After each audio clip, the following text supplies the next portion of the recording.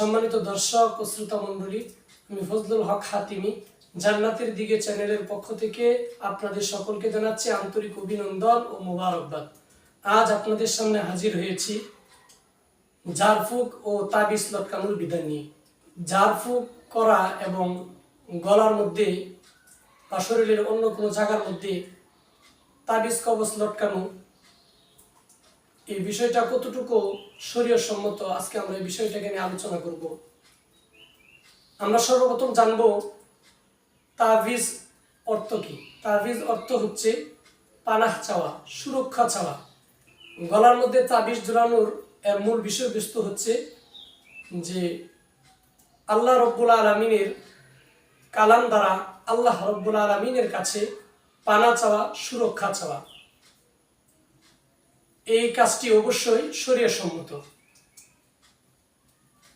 আর তাবিজ কবজ গলায় ঝুলানো বা শরীরের অন্য কোনো জায়গায় লাগানো এবং ঝাড়ফুঁক এর মাধ্যমে আল্লাহ রব্বুল আলামিনের কাছে আরোগ্য আশা করা এবং তাবিজ কবজ ও ঝাড়ফুঁককে উসিলা মনে করে আল্লাহ রব্বুল আলামিনের কাছে সুস্থতা কামনা করা, প্রত্যাশা করা, অবশ্যই এটি শরীয়ত সম্মত।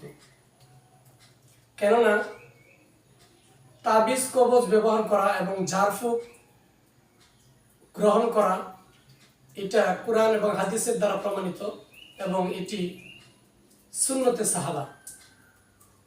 আর সাহাবায়ে কেরামের অনুসরণ করা আমাদের জন্য অত্যন্ত জরুরি।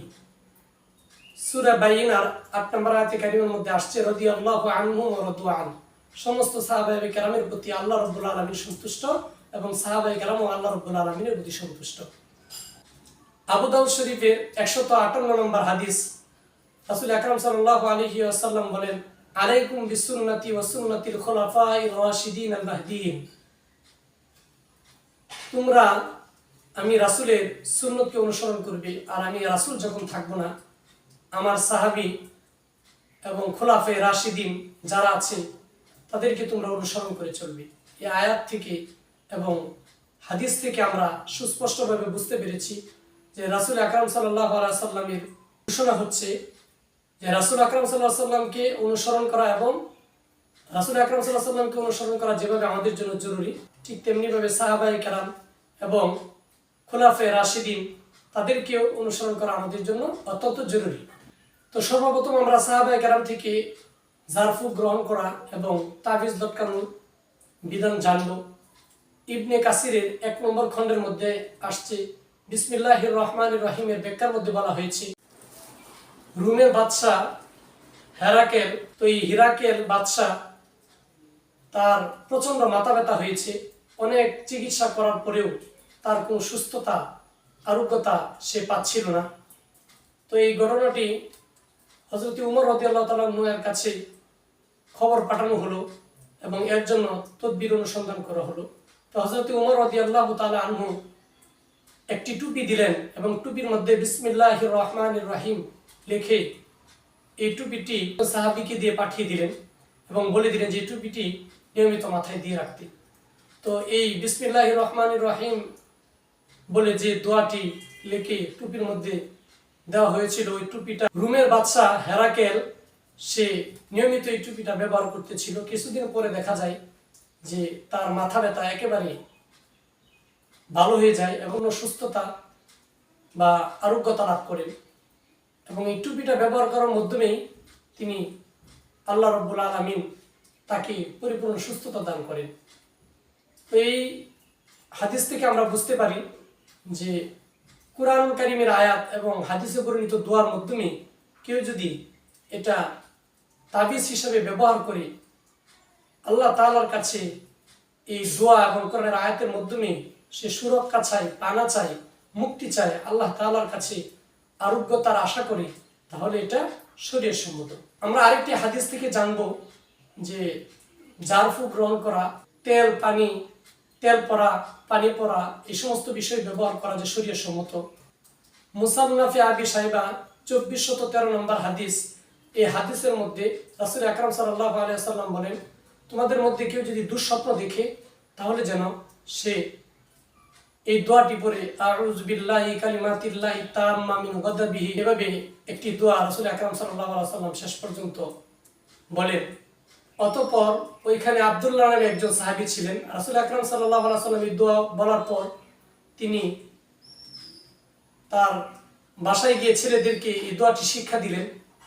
যারা শিখতে সক্ষম বা মুখস্থ করতে সক্ষম তাদেরকে দোয়াটি শিখালেন, আর যারা শিখতে পারে না তাদেরকে আব্দুল্লাহ রাদিয়াল্লাহু তাআলা আনহু তিনি এই দোয়াটি লিখলেন। লিখে তাবিজ আকারে এই দোয়াটি লিখে কবজের মধ্যে ভরে সন্তানদের গলায় ঝুলিয়ে দিলেন।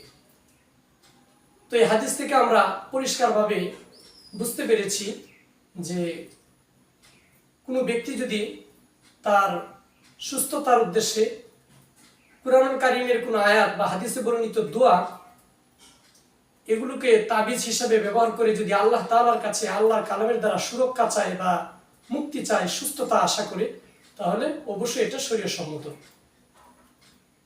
তাহলে আমরা এই কুরআনুল কারীমের আয়াত এবং হাদিস উভয়টাকে সামনে রেখে আমরা সুস্পষ্টভাবে বুঝতে পেরেছি যে কুরআনুল কারীমের আয়াত এবং হাদিসের বর্ণিত দোয়ার দ্বারা তাবিজ ব্যবহার করা, শরীরের যে কোনো জায়গার মধ্যে এটাকে তাবিজ হিসাবে রেখে কবজের মধ্যে ভরে গলায় ঝুলিয়ে রাখা বা হাতে, কোমরে বা যে কোনো জায়গায় রাখা, এটা শরীয়ত সম্মত এবং তার দ্বারা আল্লাহ তাআলার কাছে কুরআনুল কারীমের আয়াত ও হাদিসের দ্বারা সুরক্ষা চাওয়া এটা সম্পূর্ণ বৈধ এবং সুন্নতে সাহাবা।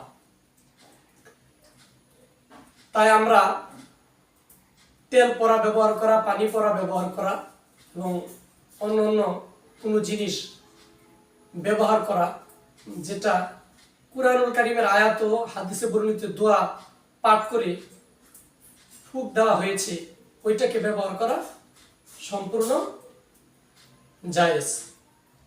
এখন আমরা জানব যে কোন তাবিজ কবজ ব্যবহার করা শরীয়ত সম্মত না বা কি কি কারণে শরীয়ত সম্মত হয় না। তামিমা ব্যবহার করা শরীয়ত সম্মত না। তামিমা বলা হয়, তামিমার একাধিক অর্থ আছে।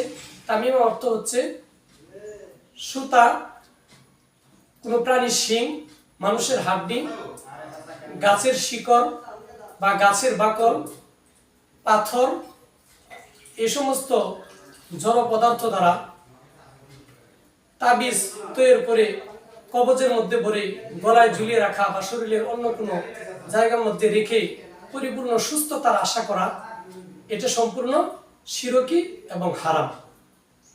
কারণ এই সমস্ত জিনিসের দ্বারা তাবিজ ব্যবহার করা, এর দ্বারা সুস্থতার আশা করা, এটা সম্পূর্ণ শিরকি এবং শরীয়ত সম্মত না।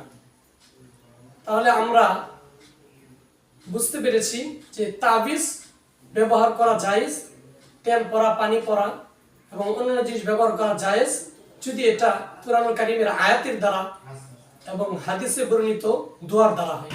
কিন্তু তামিমার মাধ্যমে যদি করা হয় তাহলে এটা সম্পূর্ণ নিষেধ। এখন আমরা জানব যে কোনো ব্যক্তি যদি তামিমা ব্যবহার করে বা সে কোনো কুফরি কালামের দ্বারা মানুষকে কোনো ক্ষতি সাধন করে তাহলে তার বিধান কি। কোনো ব্যক্তি যদি সে তামিমা ব্যবহার করে, যা পূর্বে আমি বলেছি, এগুলোর মাধ্যমে যদি যে তাবিজের মধ্যে কোরআনের আয়াত নিয়ে হাদিসে বর্ণিত দোয়া নেই বরং কুফরি কালাম আছে, অথবা যে কবজের মধ্যে তাবিজ ব্যবহার করা হয়েছে, তাবিজ হিসেবে ব্যবহার করা হয়েছে বা আত্মরক্ষার জন্য ব্যবহার করা হয়েছে কোনো গাছের শিকড়, পাথর, গাছের বাকল, শিং কোনো প্রাণীর, এই সমস্ত জড় পদার্থ দ্বারা যদি কেউ তার আত্মরক্ষা করতে চায় তাহলে এটা শিরকি হবে। এবং কুফরি কালামের দ্বারা যদি কোনো মানুষ কিছু সাধন করতে চায়, অর্জন করতে চায়, পেতে চায় এবং কারো ক্ষতিও সাধন করতে চায় তাহলে এটা সম্পূর্ণ নিষেধ এবং হারাম। আমাদের একটা কথা ভালোভাবে মনে রাখতে হবে, এই তামিমার মাধ্যমে এবং কুফরি কালামের মাধ্যমে যে কোনো জিনিস উদ্ধার করার জন্য চেষ্টা প্রচেষ্টা করা এবং এটাকে অর্জন করা সম্পূর্ণভাবে হারাম।